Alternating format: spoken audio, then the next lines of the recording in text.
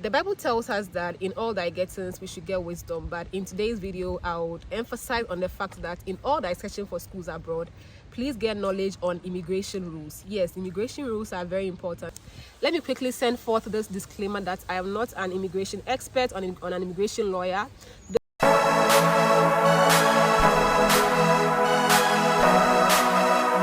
I see all my new subscribers. I appreciate all of you and I thank you very much for subscribing to this channel. If you are new here, please do not forget to hit the subscribe button so that whenever I upload a video, you'll be the first person to see it. Thank you very much to all of my old subscribers. Thank you for keeping your girl going. I appreciate it so much. Just stick around, okay? Let me remind you once again that this channel is your go-to place whenever you want any information regarding international students, study abroad, scholarships, students in business and all of that. So this information I'm coming to give in this video is solely based on my knowledge through friends and some things I've read online about studying abroad in Canada. I'll give you my reasons why I think Canada is a very international friendly country. First of all, I want to talk about their fees.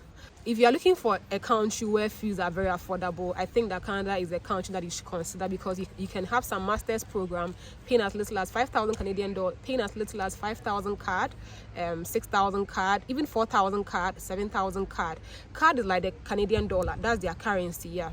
And so if the fees are not so huge, the next thing that comes to mind is the conversion rates. So the US dollar as it stands now against the Ghanaian cedis, about 12 Ghana cedis is to $1 US, but the Canadian dollar is not as strong as the US dollar. So in any part of Africa, Nigeria, Kenya, Tanzania, Ghana, wherever that you are watching me from, the US dollar is stronger than the Canadian dollar as compared to the US, where you would have to convert so much money from your country or from your currency to fit the US dollar in order to pay your tuition and meet the living standards. In Canada, their dollar is not so strong, so you have to convert less. That's comparatively, but eventually, of course, it's so much money. But I'm comparing it to like other countries like the US and the US, even the UK, where they spend pound. Pound is stronger than the US dollar, and countries where they spend euros. So think about all of these things. So the conversion rate is very important, and their fees are also very affordable.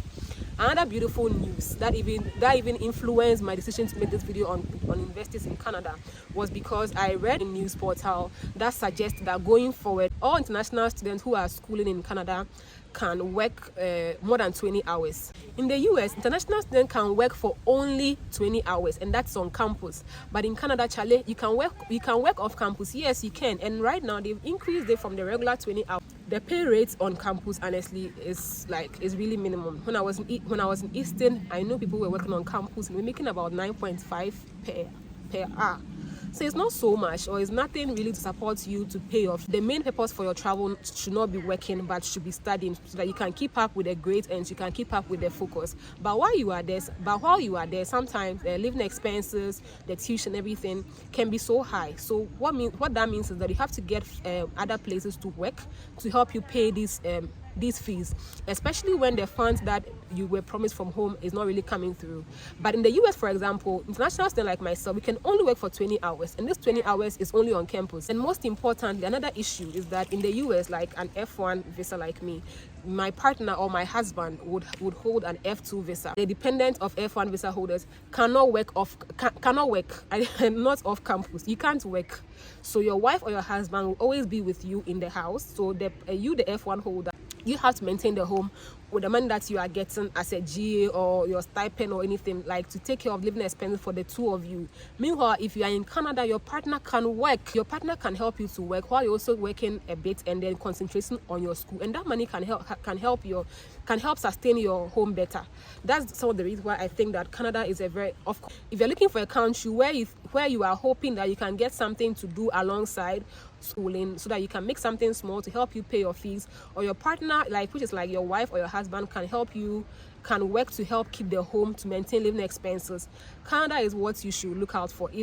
Of course, in other places like the UK, you can also have something like that. I think Europe, but I'm not so sure about Europe. I don't know anything about Asian international students yet. I read about other places in the world or something, but in all that I get, get knowledge on immigration policies before you finally enter a country and then find out that, hey Charlie, I've brought my wife, I've brought my husband, but she can't work, and I'm also not able to work off campus. So this money I'm making from working on campus is just for me, it's for the two of us. So before you make the decision, you are sure that even when that happens, you're still going to be comfortable. People do it every time, so don't be scared. This video is just to broaden your thoughts, your mind, that beyond the course, beyond the program, please read on the country's immigration requirement. I've said on this same platform before in my video that in the year 2018, when I was at 2017, yeah, when I was applying for my schools, I went to apply for the University of Siena in Italy. I did not know that per their immigration rule or per their educational policy, I was supposed to pay for my translation or get my document translated.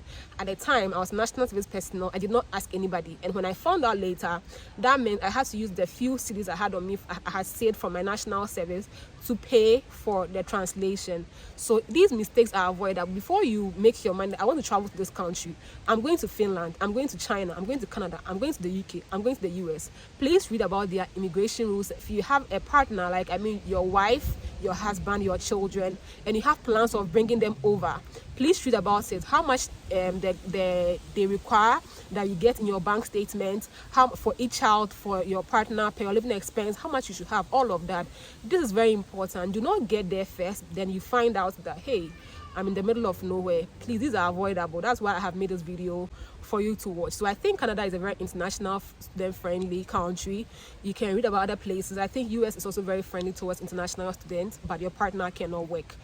UK as well. So just read about it, and then in order, or based on what you are looking for, or based on your personal circumstances, based on your financial situation, based on your finances, if you have enough money or if you have adequate funding and you decide that this country, I'll be okay here, just do that. So before you make the decision, in all that I get, remember that you should get knowledge on the immigration policies. Thank you for watching this video.